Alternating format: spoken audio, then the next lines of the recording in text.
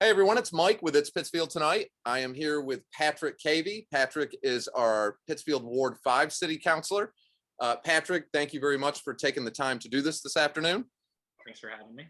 And I know we've done a few of these over the years now, which seems weird to say that, but it has been.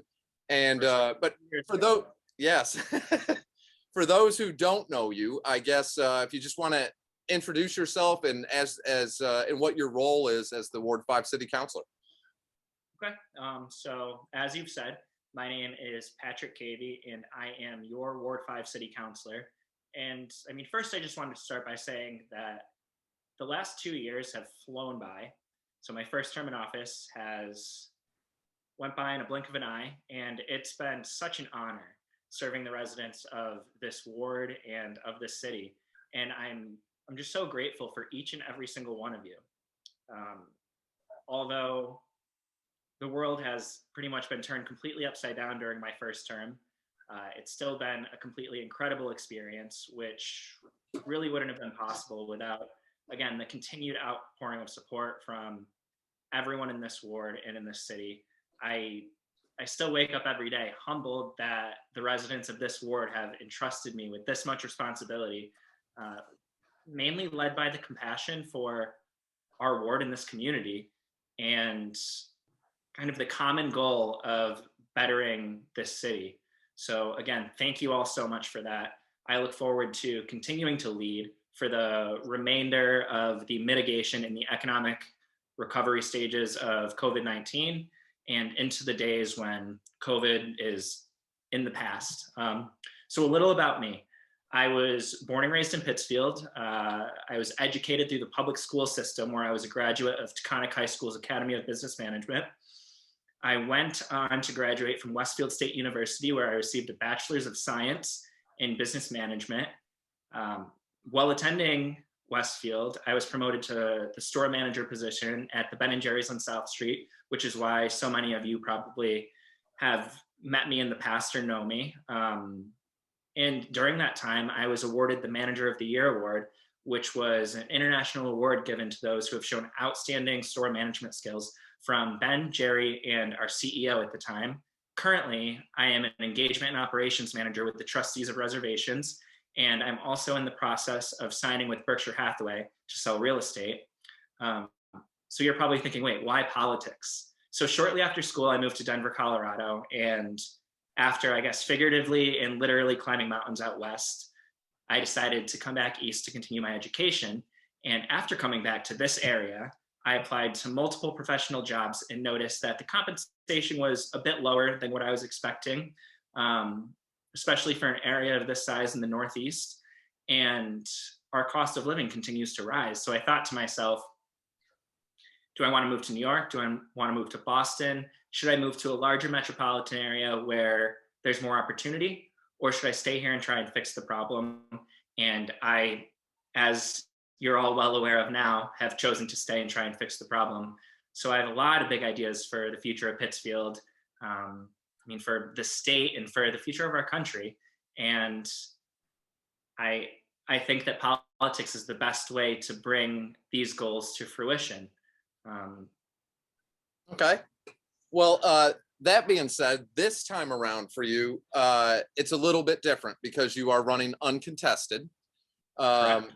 So with that being said, are you out there again, though, knocking doors or talking to any of your constituents in person? And if so, what are some of the big issues that you're hearing from them or things that are on their minds going into this election? Well, so it's been a really interesting year for campaigning, actually. So I, last summer, was knocking on doors and trying to get people out to vote, even though it wasn't for my election. I wanted people to vote for our state and federal elections, and was out all summer doing that, talking to people. And the best way to get to know what's going on in your neighborhood is showing up at someone's door.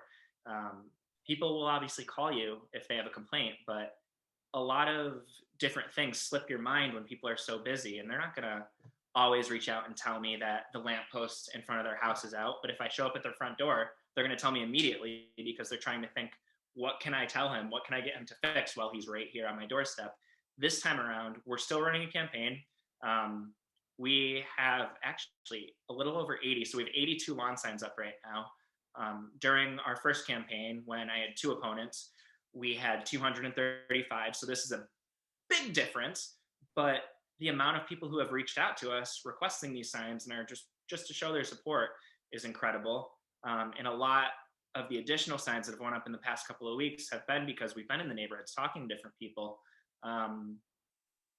I've been focusing on the portions of the ward that don't necessarily have as high of a turnout in local elections, trying to get them registered to vote, trying to show them the importance of local elections so that we can make sure that their voices are heard. I mean, there are certain portions of the ward that vote consistently in every single election, and there are other portions that aren't.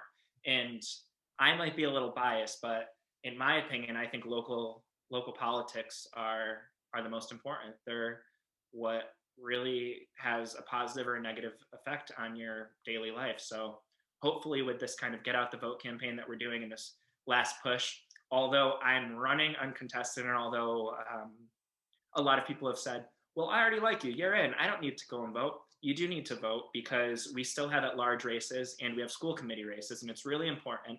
So I hope that all of you listening will learn about the other candidates that are running, aside from myself, the other people who are on the ballot, and just get involved and get out and vote. It's extremely important. You deserve to have your voices heard. Okay. And I guess, because it was a strange time to have your first term on the city council.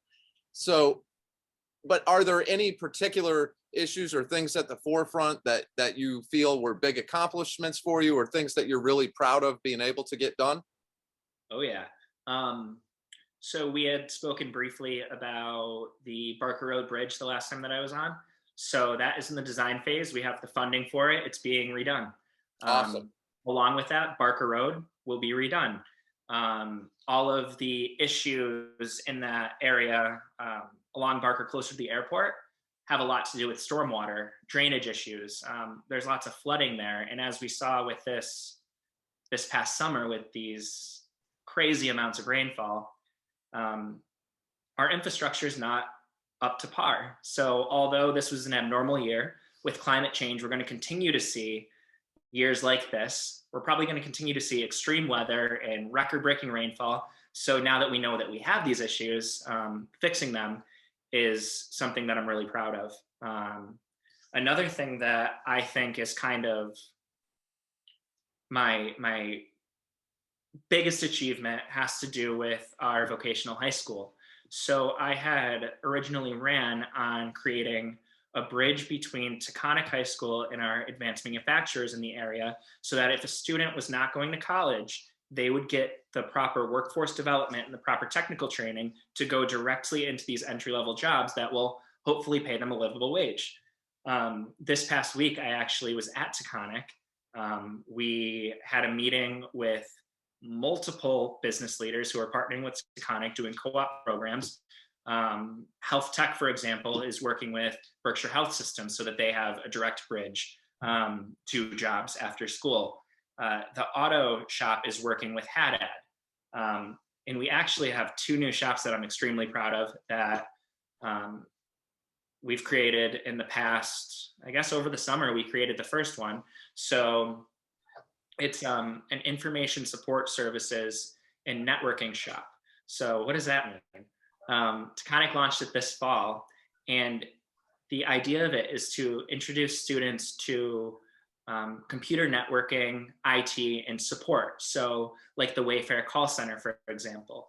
This shop will give students the ability to learn what they need to in order to go directly into a job at Wayfair. So the students will be trained on like the most recent kind of help desks, applications, operating systems that are prevalent in business, server maintenance, how a network works, just basic network operations, different web technologies, and cybersecurity, which is becoming increasingly more popular and is lucrative if you get into it, among different kind of technical certifications that they can get, like Cisco, is something that these students can get accredited with at our high school now, and is something that can help them find a job directly after. And our other shop that we're creating is business technology. So my background is in business. And it's part of the reason why these two shops are so important to me. I noticed that we had the Academy of Business Management, which I was in, which was heavily college prep focused. And I thought it would make sense for us to also have technical training on how to rip apart a computer and put it back together, how to fix the actual hardware of a computer. So it's part of the reason why we were able to create this shop. And then with business technology, this will be starting in 2022, but it's along the same lines. It's more so teaching students the proper tools that they need to run a successful business. So it's a little bit different than the other shop, but it's still extremely important. So that, among other work with vocational shops, is probably what I'm the most proud of. We actually are working with the carpentry and the electrical shop right now to build a new public works garage on West Housatonic Street where our old one that's had incredible. burned. That's Isn't it awesome. incredible? So I was at Taconic, and they're building a garage at Taconic for their lawnmowers, for their equipment that they don't have a place to house. Right now, they're housing it in the garages of the vocational shops. So when the students are in class, they have to pull the equipment out of the garages. The students work in the shop, and then they put the equipment back in. So you'll sometimes see lawnmowers in the parking lot at Taconic, which doesn't seem to make much sense. So now they're building this garage there. And while I was touring the facility, that's where I got the idea. If they can build a garage on this property, why can't they do it for the city?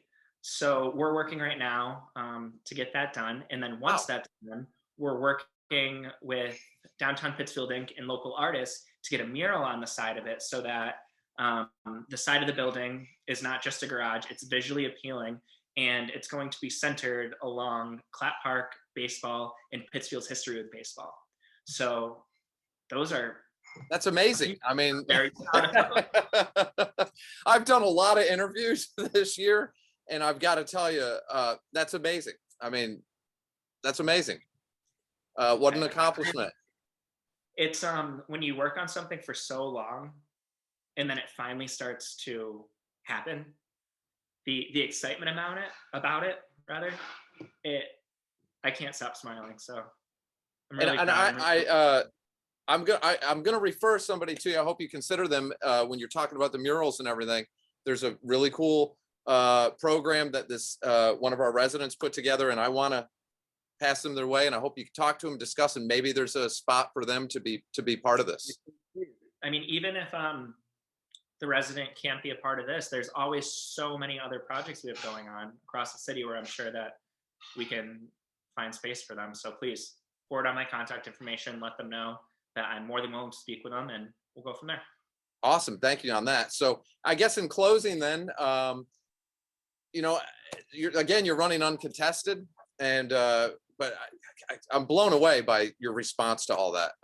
That's so much. I mean, it sounds like you've just been working relentlessly through all this. So, but what's the best way then for some of your constituents, if anybody wants to reach out to you, what's the best way for them to get in touch with you? Well, it really depends upon what they're most comfortable doing. So I have older residents who have a landline and they call my cell phone. So my cell phone number is 413-841-2770.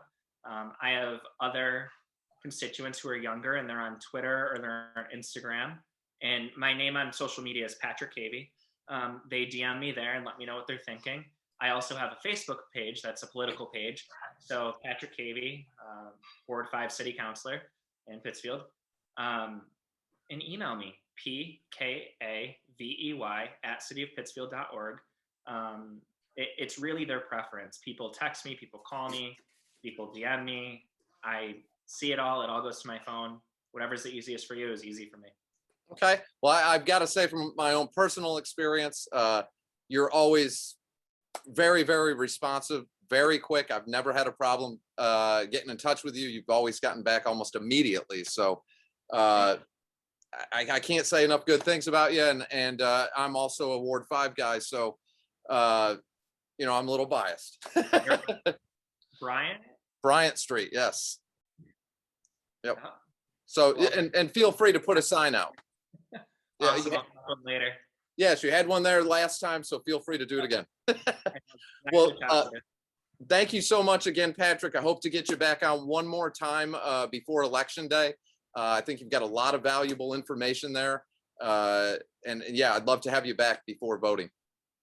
Okay, I can definitely do that. All right. Well, thank you again. And I'll be in touch, and I hope to see you tonight at the debate. I'll definitely be there. I think it's going to be a great one. All right. All right, Patrick, have a great night.